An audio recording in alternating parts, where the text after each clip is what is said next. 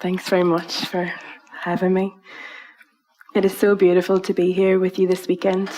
I am honoured, and meeting with you has been a more important step in my own journey with motherhood than I can really explain. I am going to explore a little the fog and the milk and the glass of this wild, bruising, beautiful land. I will speak of fertility struggle, pregnancy, suicidal ideation, PND, grief, love and worry. You're welcome and loved here, no matter your story. But should you wish to leave for any reason, whatever, those things remain the same. You're welcome and you're loved, and your experience matters so, so much. If I make this room, this dialogue, unsafe, I am not only sorry, but I will do my utmost to unlearn any inbuilt prejudices I have internalized and do better. We all need so much doing better. How do we write of these foggy, ever-shifting, isolating times? These times that, despite it all, can still fill us with joy, with the hope that all will be well. How could it not be? We are living through innumerable crises affecting women disproportionately. To mother through such times is an act of something I am not sure anyone quite has the words for, but I am aching, I am desperate to hear them. What is a mother? It is a verb, surely. It is the doing, so much doing that research is only recently beginning to explain can change the insides and outsides of a person forever. A kind of doing, a kind of caring, a kind of nurturing, a kind of protecting, a kind of holding that we are finally beginning to understand can be done by any of us in many different circumstances, in a plethora of shapes, sizes, and colours. But if mother is also a noun, it looks quite different to what I have been raised to hold it as. If mother is a noun, it is a seed, one I grow more confident we all hold within us with every day that passes by. If mother is a noun, it is a garden, one that every single one of us may tend to. Is it preposterous to suggest that open, understanding dialogue around this world could change this world? Our society has a very particular relationship with its mothers and its babies. We are asked there still to live in darkened corners in myriad ways as mothers. And for those who do not have children, either through choice or not, they too are still held away from view. Another darkened corner, always with the darkened corners. Why have we still not learned how to hold each other close? How to make room at the potting table for everyone, to listen to all the voices that make up this wild, varied, aching mother garden? How might we move forward from here? How might we learn to honour this ancient, many-layered, ever-ebbing and flowing thing within our society? I read recently that mother is one of the oldest words in existence, older even than the word mourner, and it affected me so deeply. A word so old, so integral to the fact of our human being, yet we still can't seem to allow it the room to grow the way it is asking us to, the way we need. We are living through a very particular season right now, no matter what our individual story. We each are experiencing a kind of metamorphosis as a species that I am unsure we have, any of us, ever really known before. Writers, artists, activists, carers, so many voices are coming together in harmony to speak of the difficulties they are experiencing, how fraught their everyday reality has become. I have, like so many of us, a very delicate and heavy relationship with the word mother. I have been on both sides of that invisible border society puts up so readily for women, the one that keeps us apart. I spent a decade and a half trying to make peace with not being a mother, not through choice, to find myself in a global pandemic, suddenly and unsettlingly pregnant. I was so full of gratitude, but I was too so confused, so scared, so anxious, so alone.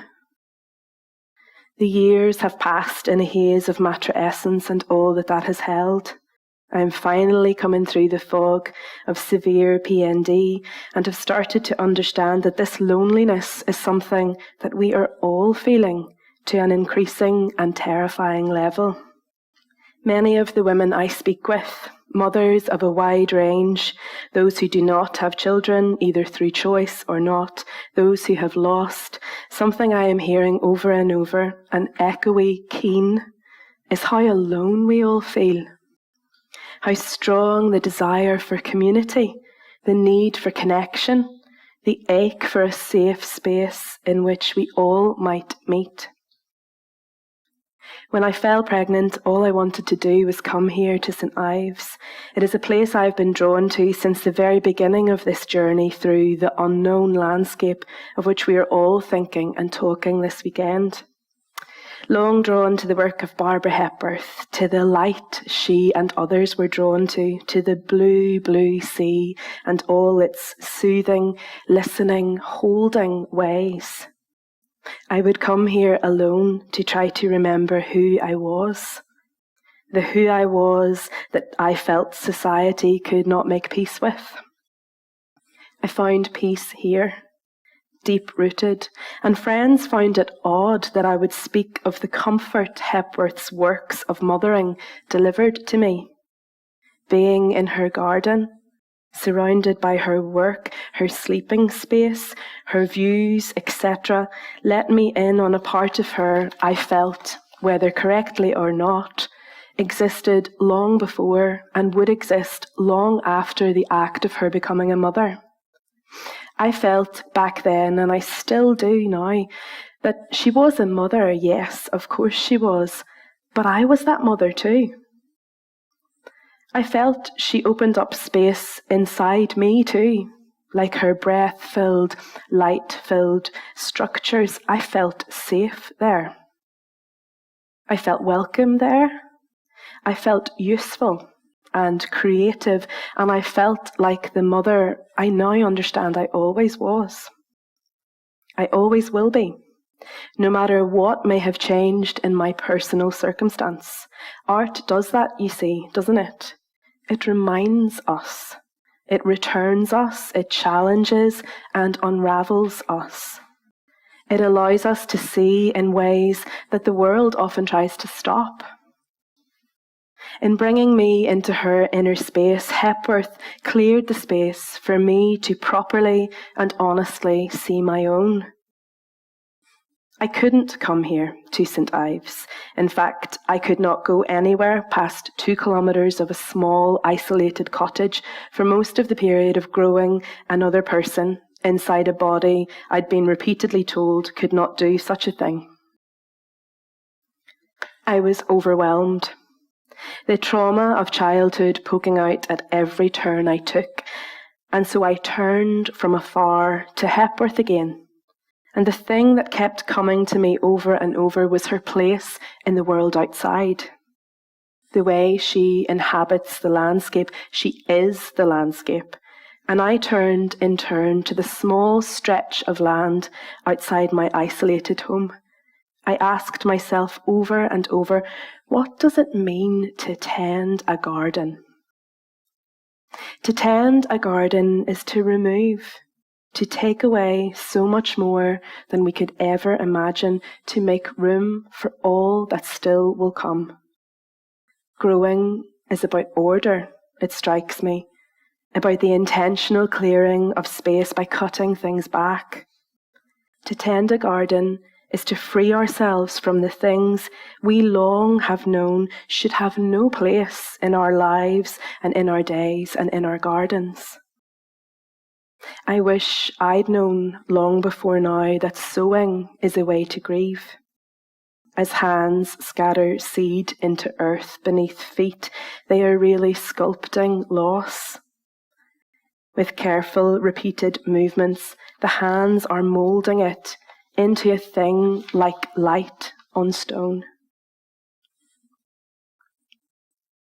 Derek Jarman, Virginia Woolf, Alice Oswald, William Morris, Jamaica Kincaid, Barbara Hepworth. Everyone I am drawn to is a gardener, although I think I only realised it in the first year of the pandemic. Back then, I was beginning slowly to make peace with my then childlessness.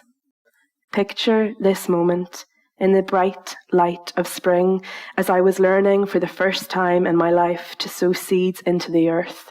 My closest friend sends me words that feel like the only words I might ever need again for the rest of my days, written on an envelope that holds her own words inside, lovingly jotted down in between the giving of love, the wiping of tears, the boiling of blood oranges, the movement of small, tired limbs that make up her day. Love needs no planting. It is sown by seed. These envelope words are by Louise Erdreich from a book called The Blue Jays Dance. I Google it, having heard of it before, but not ever having encountered it to find it is a book about mothering. Of course it is. I promise myself that I will read it, no matter how hard it may be, that I will let go of the idea that there is constantly some gathering to which I have not been invited. I know so deep inside me that I can't separate it from my guts that this is not the way motherhood works. I know I belong there too, and to some extent we all do. Every single one of us belongs in that wild garden. As night begins to fall, the daytime colours of the place begin to loosen around the edges, and the colours of the night begin to spread out their long limbs. As the earth and the sky of this strange, shifting place begin to name their unfamiliar hues, I give in to sleep and I find myself in a bright, walled garden, full of colour and what might at first be mistaken for silence. It is late summer. Birds with quiet regularity are moving about the space, here to there and back again. Everywhere nests, everywhere creatures, everywhere light.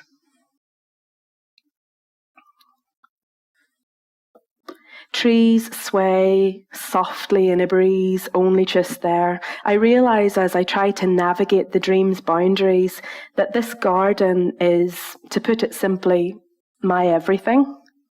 This garden is the nests that came and stayed, the light that came and stayed. This garden is the garden right outside my door. This garden is the making of me. I just don't really know how to word it. The language around motherhood, babies, the whole foggy, limitless unknown, doesn't feel like it quite delivers. There is something not right, something lacking, something amiss. This is a thing I am still learning how to navigate, if I'm honest. The fact that things are rarely black and white, despite me having spent most of a lifetime growing up around that narrative. I tried to write for many years about it all, about the way that sometimes I felt like I had to justify the way I felt or I didn't feel about motherhood. Not motherhood in general, only my own decisions. The language around it all left me lost, seasick. It centred so fully around lack, around loss, around the not having. Black and white, black and white, black and white. The reality is, though, that is far from true in any lived experience. Now, still, I feel a little at sea. I am joyful, ecstatic beyond words, and feel I am expected to say so. I am over the silvery grey moon, but these are not the only feelings at work inside me. There's far too much going on in there to compartmentalise. I am scared, so scared about being a mother. For this is a process that I am confident has not ended by the 6-week checkup that didn't happen anyway. I don't know where to turn, in memory or in person, to find the way through. What is a mother? What do they look like? What does this word mean? It is surely a verb, is it not? How will I know the how and when, the where and why? Who will show me the what of it all?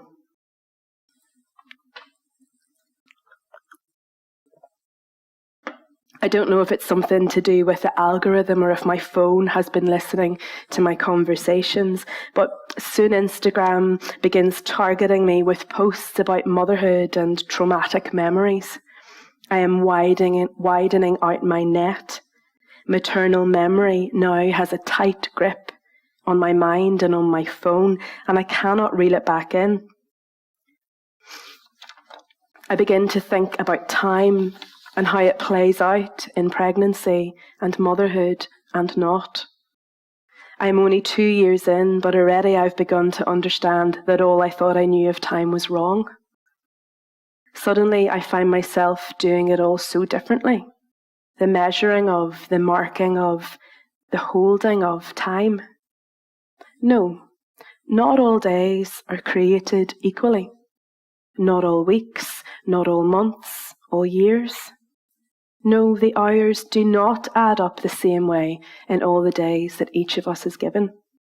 No, the way it ticks and talks, ebbs and flows, flies and drags and all of that is simply not a given. It's simply not a regimented, constant thing to be held up to the light, taken as exemplary. I am not living in the everyday, you see. None of us are. I am not living in the flow that I have long been fooled into believing is real, normal. Will I experience time and memory, the elusive dance between the two, differently at every stage from now on? Will we all? Will either of the two go back to feeling how they did before the world changed shape entirely? I read everything I can about the science behind all this.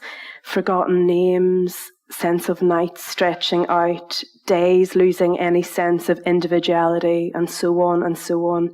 But it still blows my mind and I'm not equipped. I read that a mother's brain in the 40 days following delivery is nothing short of incredible. That the logical, rational thinking part of her brain, the prefrontal cortex, goes offline, diverting her mental energy, etc., etc. The part of the brain responsible for emotions, empathy, nurturing. This is called synaptic pruning. These new brain processes through which the mother learns to love and care for her newborn baby. In effect, these 40 days after birth are viewed as being the most important and impactful on a mother and baby's brains for both of their lifetimes. No pressure then, of course. What does all of this do to the way a mother finds herself in the world? Where are our rituals, our guiding lights, our way markers through this landscape? What does it mean to hope in such times as these? Morning traditions, the sea, boat building, the healing power of the ash tree, a woman in their full power from maidenhood to cronehood, with motherhood only one part of this circle. Where has our ceremony gone? Where have all our rituals gone? Those that once held the power to steer us through the transitions and non-transitions we are now left to navigate alone. What might it mean to focus on the sowing of seeds of hope in the face of such individual, isolated, collective despair? How might we clear space in the middle of such harrowing loss to start anew from our centre? Despair keeps us harboured. I feel as if we are being called to the open sea, to action that will carry us far from what we deem as safe, and perhaps it is time to listen to that call. I still feel unsafe in motherhood, and the only way I can see that changing is through togetherness.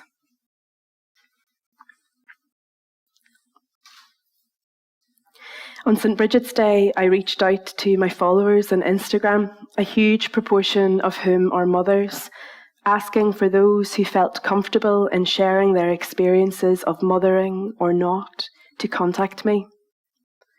I had begun to feel called towards the kind of book I never imagined I might ever try to write, a book of, for, and by mothers. I have already arranged dozens of interviews. My main wish is to share the whole story of mothering, many of whose chapters have long been hidden from view. Interwoven throughout the text will be individual stories, from those who have chosen not to mother, to those who have lost, those whose personal experience we might not often hear, those who have something to share about mothering that makes for vital listening for every single one of us. A small, inexhaustible list of what has come up in these conversations. Fog, confusion, lack of choice, depression, isolation, matrescence, loss of self, loss of others, loss of place, loss of direction. Milk. How do we nourish our mothers?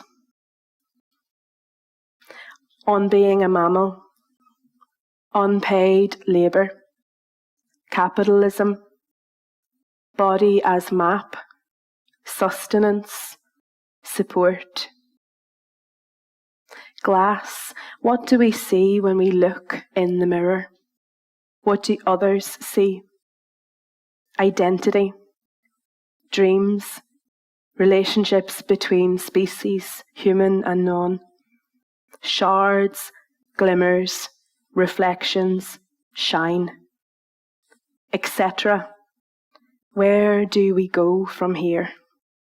Where has the village gone? How do we come back together? How do we get back to that place? All of us gather light. I have begun to view mothering as a revolutionary mindful path, a path that I observe people of such varied individual stories walking with grace, humility, wisdom, grief, and love.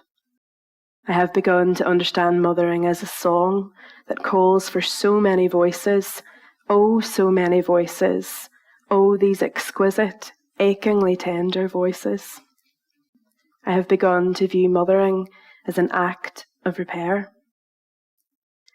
Let me take you to another garden, another time, another part of this journey.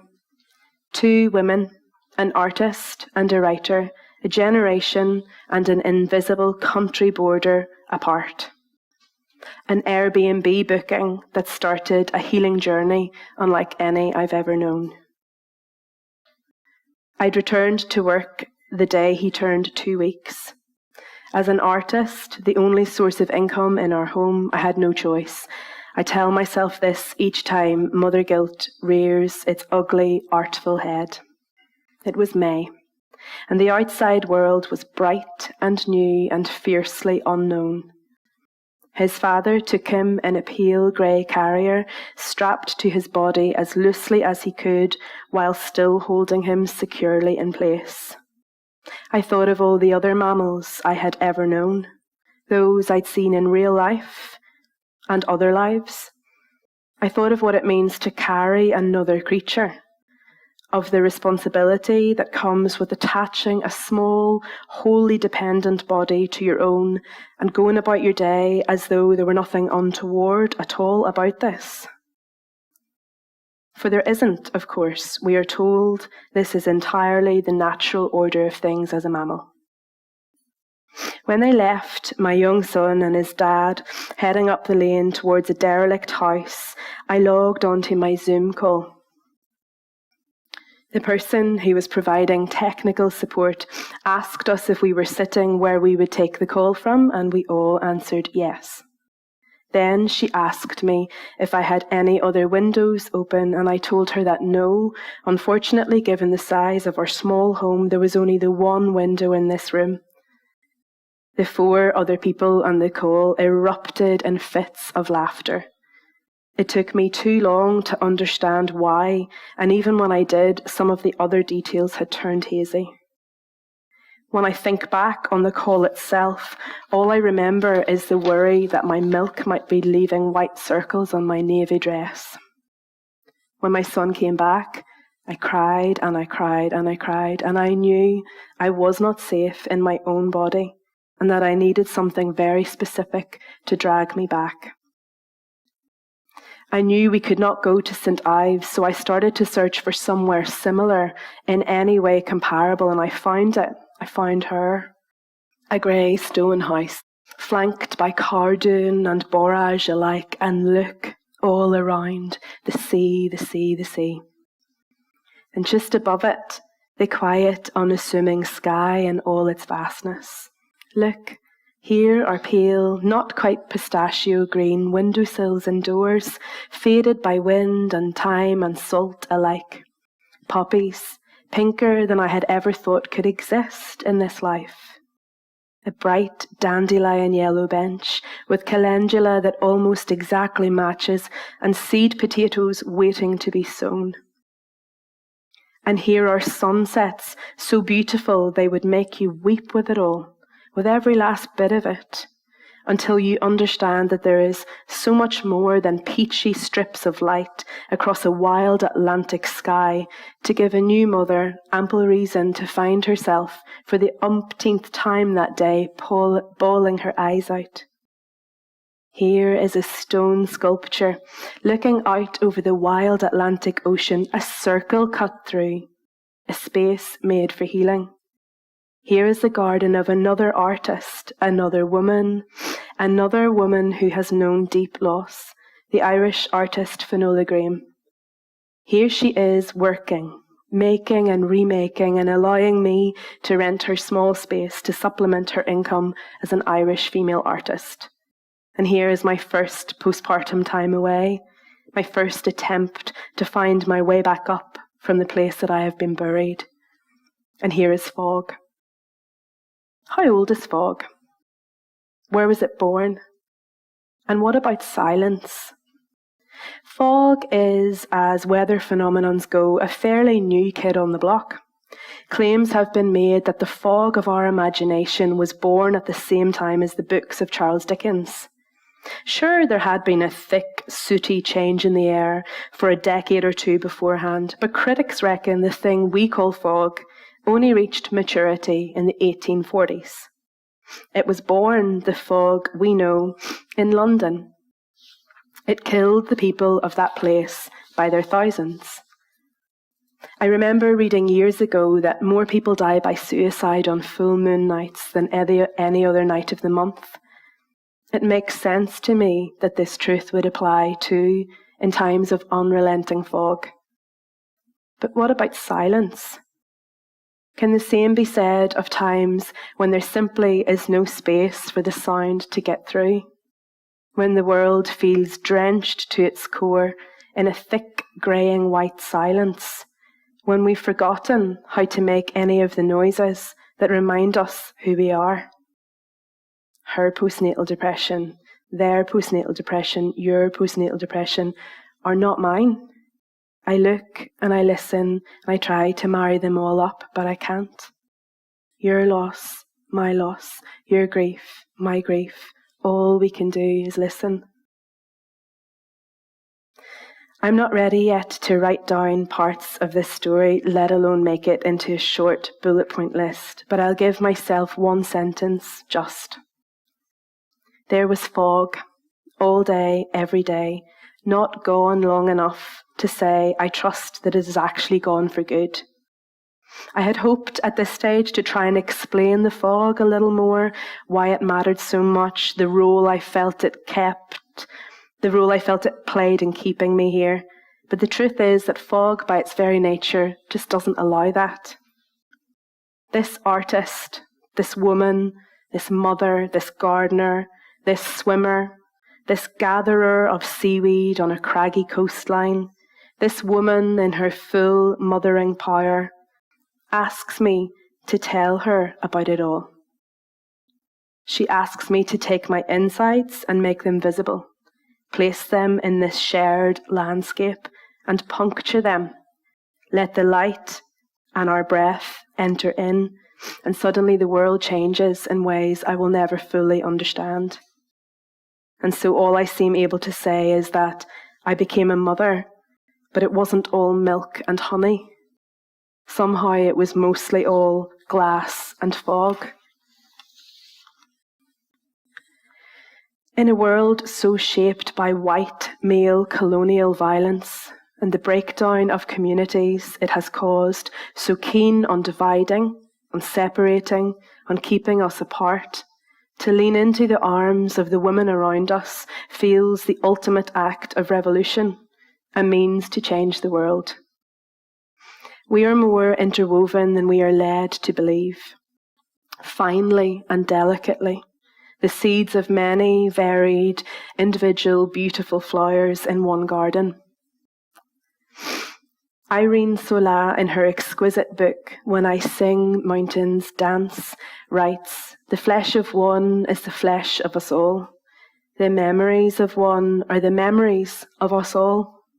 The darkness, like an embrace, protective, welcoming.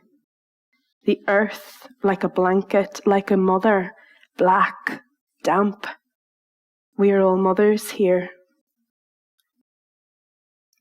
We have always been, we will always be, no matter what our story looks like on the outside. We are welcome here, in this garden, in this muck and in this beauty, in this loss and in this love. We are all mothers here."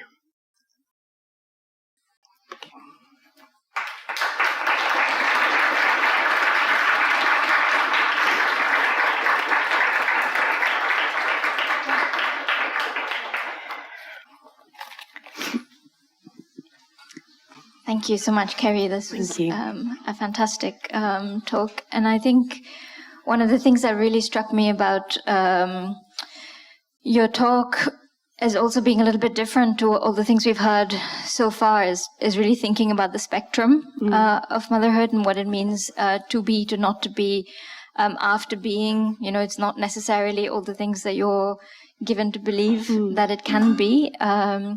And I was wondering if you might speak to us a little bit more about the book that you mentioned and what kind of, you know, how do you encompass so many voices? And is it also to the past? Is it historical? Is it ethnographic? Yeah, so that's a really good question. And initially, I felt like maybe I needed to give this kind of... So the book is in the process of being written, and it's, like I mentioned, it's aiming to just generally make space for voices that we maybe don't often hear. And like for a long time, when I was thinking about writing it, I was thinking, oh gosh, I need, like, I don't know enough. Like I need to go into all of this huge research and place the book in this like line of really incredibly important, ever-growing documentation. And then I realized that actually that's not the kind of book that I feel is not available at the moment. I feel like that potentially is a different book. And there's something about, like someone mentioned earlier, that the language around this really delicate topic is still being formed. Like, we don't necessarily know inside us even what way we feel more comfortable with people talking to us. Like, I certainly don't know fully what my own view is, like what triggers me changes from day to day. And that's as someone who's dealt with like childhood abuse, estrangement, as well as a journey into mothering that didn't look necessarily like the people around me. And so I suppose that this book is, I don't feel that this book is going to have any kind of real historical context. And I feel like the important thing for me right now is like where we're at right now. And we kind of have a sense of like why we've ended up here, you know, and that's written about quite freely, you know, like the consumer-based capitalist society that created this sort of concept of what the family looked like and the move away from community-based living. We kind of know it. And if we don't know it, we sort of know where to go to find it. But I feel like the stories of what people have experienced are the thing that I certainly didn't feel like I was experiencing enough in the last in the last 20 years. So, no. Yeah, and I think also thinking personally and reflecting on what you've just said, like I think the part of the spectrum is also not being mothered, like as somebody who is estranged, hasn't been mothered, or also by choice of somebody else. Yeah. You look towards sort of aspects of other mothers, for people who, you know, sort of mother you in ways that maybe to them isn't mothering, but to you is a big deal, right? And so I think I was curious when you were talking about, you know, different kinds of mothering. How do you sort of think of different kinds of mothering without trivializing the sort of the act of giving birth, the act of being a kind of mother by nature? That's a really interesting, deep, like reflection, and I'm not sure until I'm still learning. So I'm still like really open to where I myself will be led by the people that I'm encountering. And I think something that I'm finding, and I'm pretty sure like some of the other artists, some of the actual real life artists have talked about this, is just like sometimes you don't know where, you can't see at that time where the work is situated, but other people can see it really clearly. And I suppose it's something that, like, there was a post that went up by a female writer and on Mother's Day. And I don't follow the writer, but a friend of mine who suffered loss of her son just a few weeks after birth, sent it to me and said, like, you know, what's your response to this post? And the post was about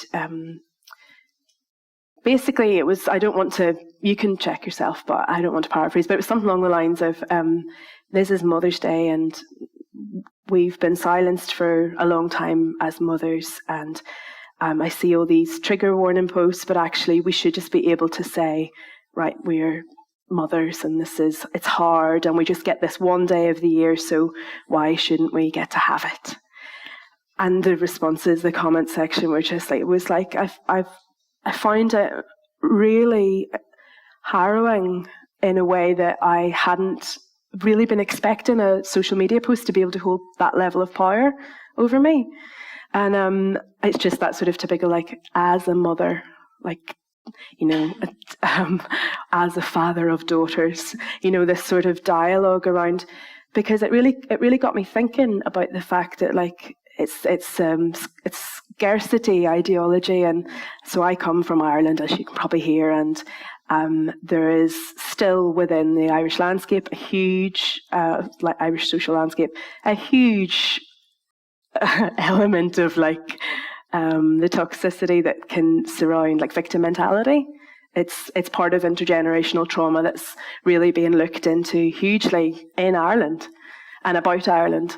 And the post sort of, I'm blethering, but the post sort of really left me thinking about how that potentially this topic of motherhood and otherhood holds the most ability to separate us out, but actually because of that, at the same time, holds the most power to actually bring us together.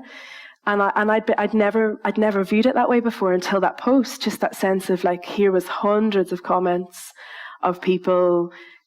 Most of the comments were mothers being like, thank you for saying this, like, I've been struggling with this and whatever. And then you had the occasional little comment being like, I've actually found this post like the most triggering of all, like, you know, that the honest little voice, that the rare seed in that whole kind of dialogue. And I suppose, I'm not sure if I've made this clear enough, but I think what I'm trying to say is that just because we don't have the words or language for something, doesn't mean that we just put our head in the ground. Like, there's something really important for me about like being open to being just so wrong, just sitting with that wrongness and just like not entering into like, well, you know, like, which is so normal, or not normal, common, or instinctual. And like, I felt like for a while, like scared about writing about elements of mothering and not mothering, and like, what if I get it wrong?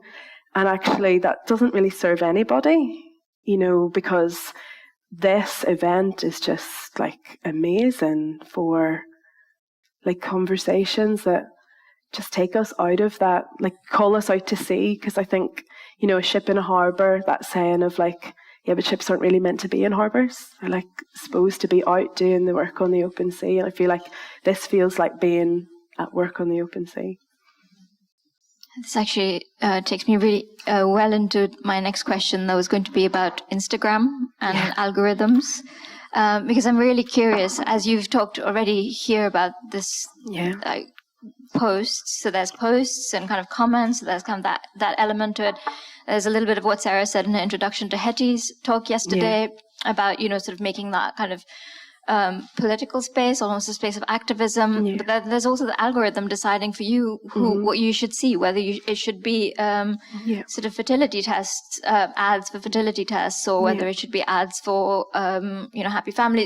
It's very sort of, we've been talking in the last panel about triggers and sort of language and how you sort of speak about these things, and also how do algorithms speak to you, I think is a really, and can artificial intelligence, you know, in that sense, be sensitive? Should we even be asking these questions? Yeah, I'm really curious. I think we should totally be asking these questions, because I feel like that's this really, well, I know like for me personally, that was a really important part of me grappling with where I was at on this journey. And I shared with you at the very, very beginning, Mel, about how that I feel convinced that it was like, the more time I was spending on Instagram when I wasn't able to have a baby, the more I realized that I'd built my own little kind of, my own little glass house of all these like perfect families with like perfect mothers. They were all creative. They were all in and around my age. They were all into the same things as me. And I just watched one by one as they just had babies, and as their feed just became, you know, beautifully curated, like kind of Steiner type, like Waldorfy wooden toys, and like, I'm myself, I'm a trained Steiner teacher. It's not like I'm criticizing, but like a very particular, and like they all went on holidays to particular places, and it was that very, very particular visual life. Like that's what I was giving myself day in, day out. And I noticed when I went to places where, like, if I didn't have signal in parts of Ireland, if I went away with work, not being on Instagram for a prolonged time period definitely did affect how I interacted with my like grief and my sense of identity. And so I know it's different now. Instagram works in a different way anyway, and you often don't see people that you follow. But I do think, like, I don't have a clue about algorithms, but what I do know is that there is definitely a conversation that needs to happen around the visual world, and it's I don't want to say interference, it's like interconnection with our like actual lived reality. And I loved what Melanie said about how like being the experience of making the video, and then like the thought of watching it afterwards is just that sense of, like a sense of othering from your own self, I suppose, as well, too. Yeah, exactly. And I was reflecting back to Melanie's talk as well, in terms of thinking about standing. I think you said something about standing with company and grieving in company, etc. And like what that company means when it's in a virtual platform and it's curated. It's a curated visual platform versus actually being at the sea with people, and they're both communities, and they can both be really helpful in different ways. But there is a stark difference, I think.